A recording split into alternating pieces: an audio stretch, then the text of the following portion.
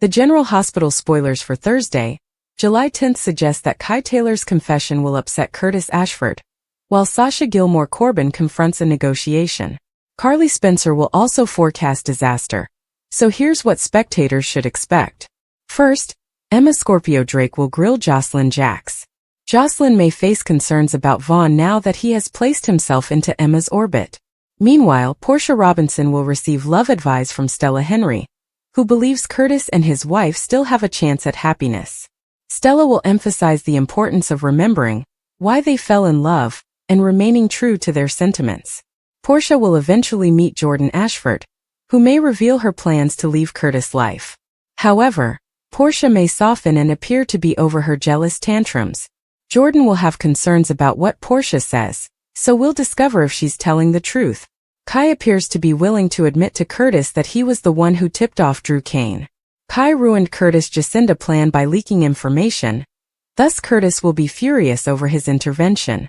Kai is ready to accept responsibility for his acts, thus Trina Robinson will receive a confession next. By the end of the week, Trina will be as furious as Curtis about Kai's betrayal. Drew was able to neutralize Jacinda, which adds another victory to his record. Drew is ready to achieve another victory, as some significant leverage will fall into his hands. Carly will then urge Sonny Corinthos to avoid escalation with Jen Sidwell. If Sonny hits back and hurts Marco Rios, it will only backfire on them and endanger someone else they care about.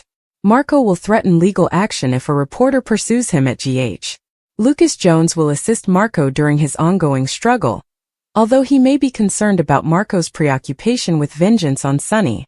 Outside the Courtemain boathouse, Michael Corinthos will maintain his current rejection. Michael doesn't want Sasha and Daisy Gilmore to leave town, so there will be plenty of tension. If Sasha refuses to back down, Michael may pursue parental rights. Fortunately, there is room for negotiation because Michael will lay out his terms in Thursday's episode. Will Michael agree to let Sasha depart with Daisy if she satisfies certain conditions? Could Michael propose alternate safety options and persuade Sasha to stay? According to General Hospital teasers, Sasha and Michael will have a lot to talk about, so stay tuned for any Daisy-related updates. General Hospital spoilers tease Sonny Corinthos is out for blood in Port Chuck, zeroing in on Marco Rios as a target for revenge, convinced that Marco's father, Jen Sidwell, is behind the firebombing of his penthouse that nearly killed Michael Corinthos and the Charlie's Pub blaze on June 30th that endangered Christina Corinthos Davis. With trailers hinting at Sonny's tit-for-tat reprisal, which includes targeting Sidwell's son, the stage is set for an all-out conflict. Marco, already hurting from his mother Natalia Ramirez's suicide, saved Christina from the fire, but will Sonny's deadly retribution spare him? Sonny's suspicions spark revenge. Sonny's assumption that Sidwell planned the penthouse bombing and Charlie's fire, both directed at his family, feeds his rage, as evidenced by tense conversations with Jason Morgan. Sidwell's attempt to steal Sonny's assets, along with his cryptic comments, make him the primary suspect.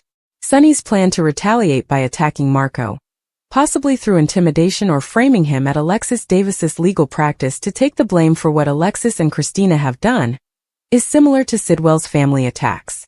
In a scary meeting, Sonny may warn Marco, but will his anguish over Natalia cause him to hesitate or drive him to attack harder?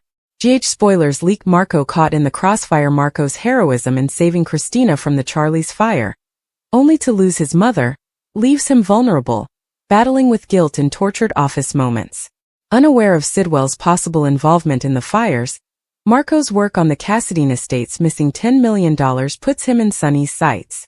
If Sonny acts, maybe leveraging a secret from Marco's past to pressure him, his reaction might destroy Marco's career or worse. Will Marco turn to Sidwell for safety, creating a father-son bond, or stand alone against Sonny's wrath? A war that could consume all Sonny's vendetta threatens to split Port Charles, with Christina torn between Marco's sacrifice and her loyalty to Sonny. Michael's recuperation and custody win over Amelia and Wiley Corinthos could feed Sonny's fury, while Anna Devane's research might expose Sidwell's culpability.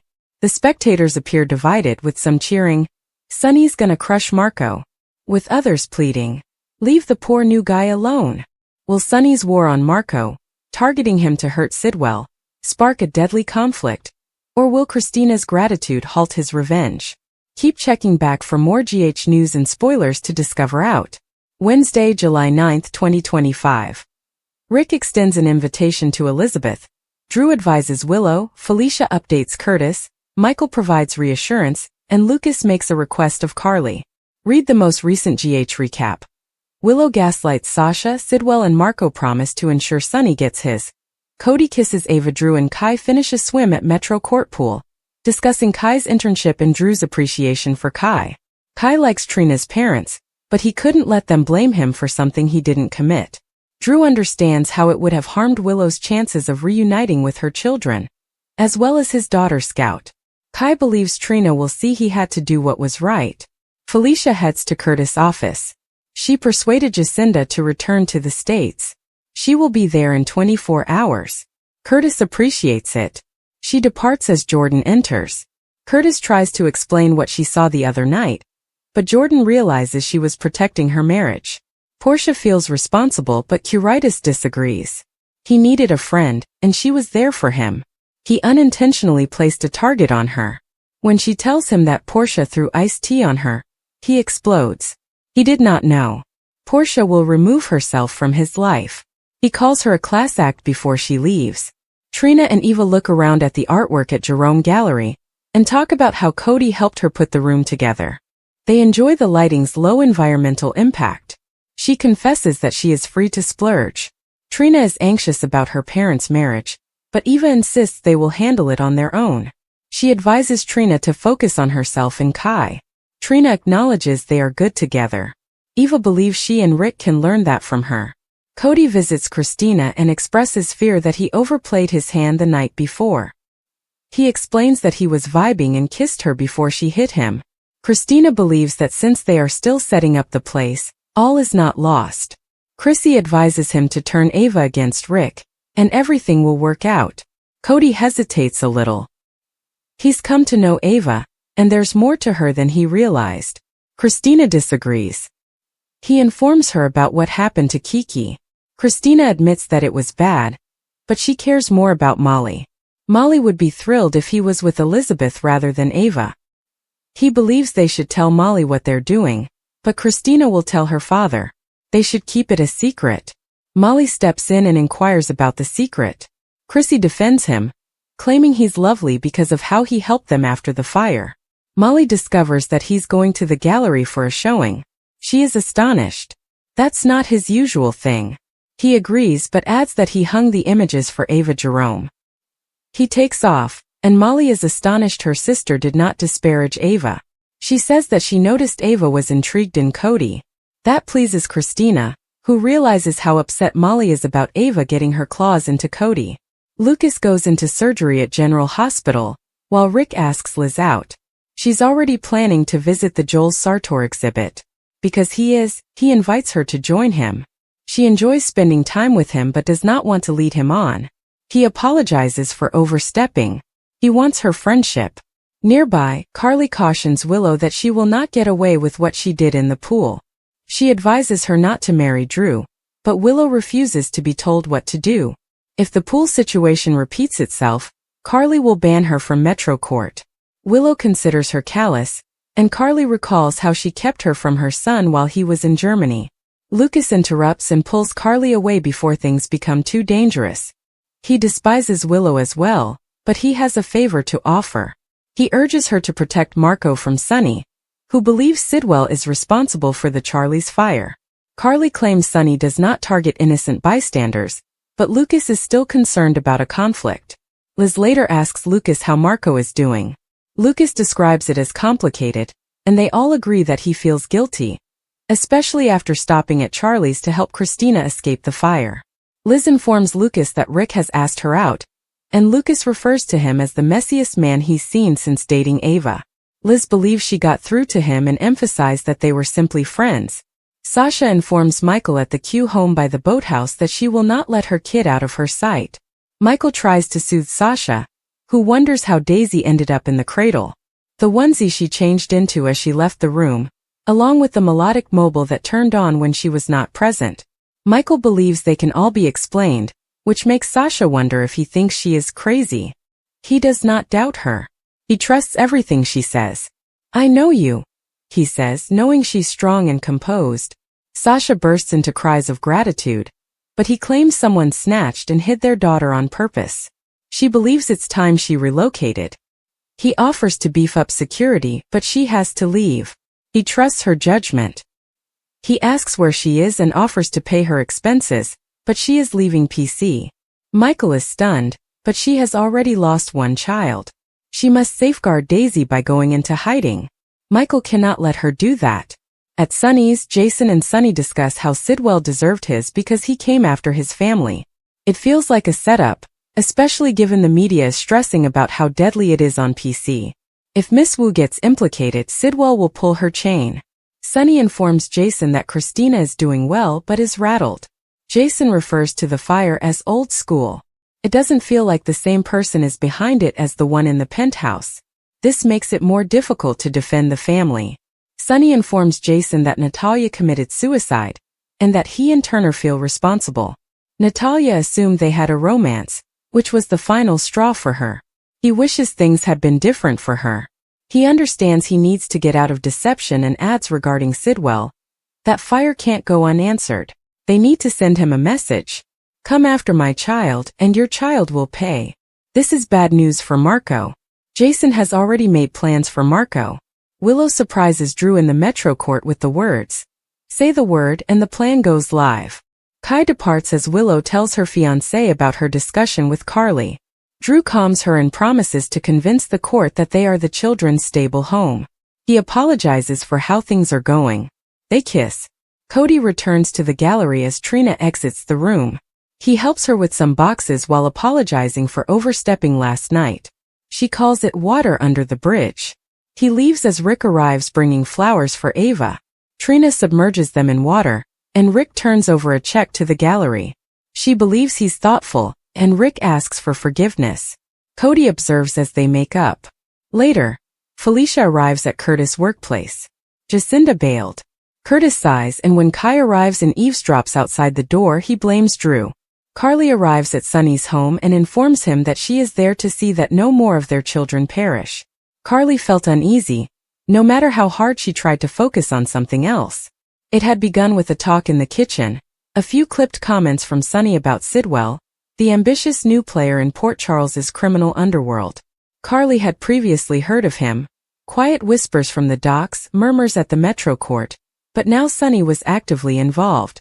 And that put her on edge in ways she hadn't felt since Jason used to warn her of impending danger. She knew Sunny.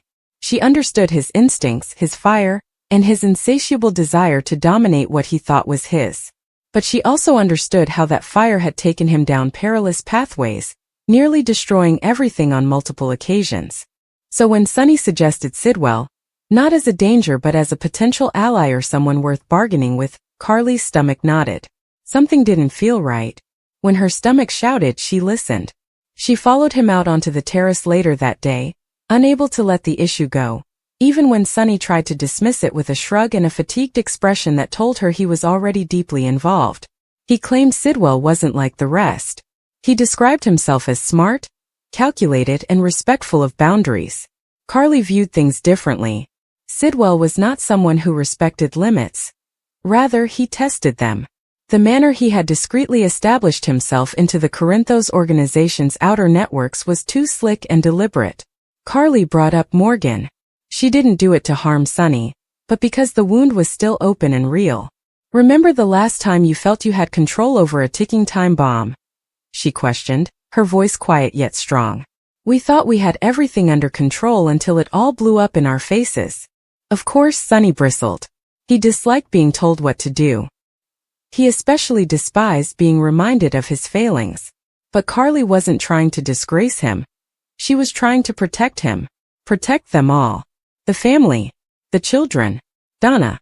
Avery. Michael, even if relations between father and son were strained these days. She was attempting to save them from experiencing another unnecessary storm. Sidwell was constructing something beneath everyone's noses. He had ties to Miami, European syndicates, and even some long-lost West Coast connections. Carly had hired someone to look into it. She hadn't told Sunny yet, but the initial reports made her stomach turn. There were indications of trafficking, laundering, and several highly suspicious killings that had not been labeled murders because no one wanted to challenge Sidwell's power. Carly didn't get afraid easily. She had stood up to the 5 families, gone to battle for her children, lost friends and loves, and come back stronger each time. But this was different. This felt like a rerun of the darkest days, when she couldn't sleep for fear of someone coming to her door with a bullet intended for Sonny, Jason, or Michael. She was tired of believing they could trick the devil into coming to dinner. But Sonny was not listening. He developed that glint in his eyes, the one that implied he saw an angle, an opportunity to expand control and possibly even eliminate some of the new challenges on the horizon. He believed he could control Sidwell, force him to follow his norms, and integrate him into the structure without causing havoc. Carly told him it would not work. Sidwell did not want to be integrated. He wanted to overtake. He intended to replace. Sonny informed her that she was letting fear cloud her judgment, that she was projecting her greatest nightmares onto a scenario he had control over. Carly nearly laughed. Fear. Yes, she was terrified, but not for herself. She was concerned about what another war would do to Donna, Avery, and the children who had already witnessed enough carnage for one lifetime. She was concerned about what it might do to Sonny, who was already fraying at the edges more than he cared to admit. Later that night, she confronted him again. This time she did not beg. She laid everything out clearly. If you keep going with this Sidwell plan, you'll lose everything. He's not someone you bring into the fold. He's someone you remove before he burns everything down. Sonny did not respond straight away. He only stared at her, jaw tense and eyes focused. There was history in that glance. Years of love, battle, pain, and healing. Stubbornness is also a factor. The part of him that never changed, that refused to give up no matter what was at stake. The tension between them lasted long after the conversation had ended. Sonny retreated within himself, as he always did when he was resolved to move forward at any cost. Carly knew it wasn't over. She started taking moves behind the scenes, quiet phone calls, favors owed. She was not about to let this go without a fight. Meanwhile, Sidwell was moving more quickly than either of them knew. He'd already reached out to Sonny's allies, and a handful had responded. Greed was always a weak place in the corporation, and Sidwell was manipulating that with surgical precision. Carly knew he'd be making his move soon. If Jason had been present, he would have witnessed it as well. Carly missed him in moments like this, when the weight of strategy and consequences felt too much to bear alone. But Jason had vanished, and Sonny was falling toward a cliff that only she could see. She braced herself for the fallout. She began talking to Michael. Not explicitly, but with veiled remarks and shared concerns. Michael was not ready to completely participate, but he was listening. And that was something. Carly hoped it would be sufficient. If Sonny won't listen to her, perhaps he will listen to his son. But deep down she knew better. Sonny's pride has always been both his strength and his downfall. In this instance it was blinding him. Carly started prepared for the worst. She amended her will. She increased the security at Donna's school. She switched money accounts in ways that Sonny would not discover right away. If the house of cards toppled, she wouldn't be caught off guard. And then it happened, faster than she expected. A shipment went missing, a vital ally vanished, and Sidwell's name surfaced everywhere. Carly confronted Sonny one final time before everything went public. "You still have a chance to stop this," she told me. "Move away. Cut him off now. Let him know you are not someone he can manipulate." However, Sonny had gone too far. He had overcommit. Sidwell was fully aware of this. Carly could feel it in the air, tension, inevitability. This wouldn't conclude with a handshake and a boundary agreement. It was about to finish with sirens and body bags. She stood at the Metro Court window that evening, peering out at the city, wondering when the first bullet would fly. I'm wondering whether this was how it felt before the last conflict began. All she could do now was try to protect those she loved. She couldn't stop Sonny from making his decisions, but she could ensure that the consequences didn't swallow them all up. Carly prepared herself for the storm. She had no idea how it would happen, through fire, betrayal, or a quiet whisper in the middle of the night. But she knew it was coming, because when Sonny ignored her intuition, calamity usually ensued. And this time Carly felt it as strongly than ever. Sidwell wasn't only a menace. Sunny Corinthos stood on the Metro Court rooftop, overlooking the enormous city of Port Charles. The night seemed peaceful, but Sunny's thoughts was everything but. He'd heard Marco's name spoken far too often in recent weeks, always in reference to trouble and always just out of reach. But now things were changing. Marco had finally crossed a line, and Sunny knew it in his bones. It was war. It wasn't just the ordinary turf war, or someone infringing on Corinthos' land. Marco made it personal. Marco was said to be operating out of Sunny's former warehouse on Pier 49, which was a risky but not unusual move. The surveillance footage that Brick had uncovered chilled Sunny's blood. The video showed Marco's men unloading cargo from a vehicle once owned by one of Sunny's previous teams, which was long supposed to be retired. Marco was not only entering Sunny's domain, but he was also resurrecting ghosts, attacking Sunny's legacy through the twisted irony of leveraging the past against him. Sunny's inner circle was already abuzz. Dante confronted him earlier that day, appealing for restraint. "Just let me run point on this," his kid had murmured, with the same determined expression that reminded Sunny of Olivia. "If you go after him the way you're thinking, you'll bring the feds down." Marco is already being watched. But Sunny could not hear it.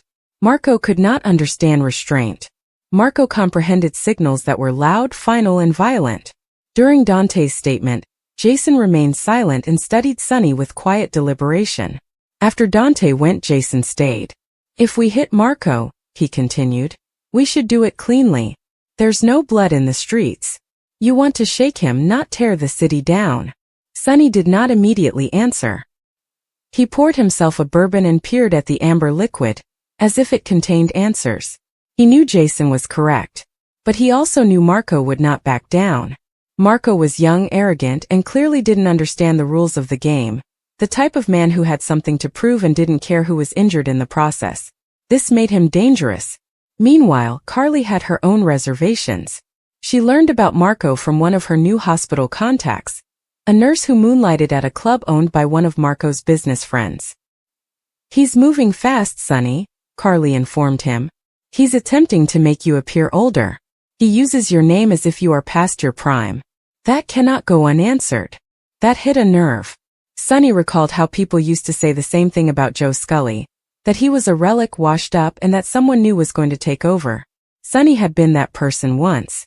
Now Marco was attempting to play the same role. But Sunny was not ready to become a memory. The next night, he scheduled a meeting at Pozzolo's. Jason, Dex, Brick, and Frank were all present. They described Marco's recent activities. Distribution networks expanding beyond Staten Island, small-time players attempting to gain Marco's favor in Port Charles, and a particularly hazardous relationship forming between Marco and Selena Wu's nephew Victor. Sunny taps the table. "Marco wants conflict. We're going to give him one." Brick leant forward. "We're keeping an eye on his club in Bensonhurst." The crew was small but close. "If we want to hit him where it hurts, we go after his books." Jason nodded slowly. "And we need to figure out who is shielding him. Someone is allowing him to move freely. He's not doing this alone." That was the thing that kept Sunny awake at night, the suspicion that Marco had help. Someone close.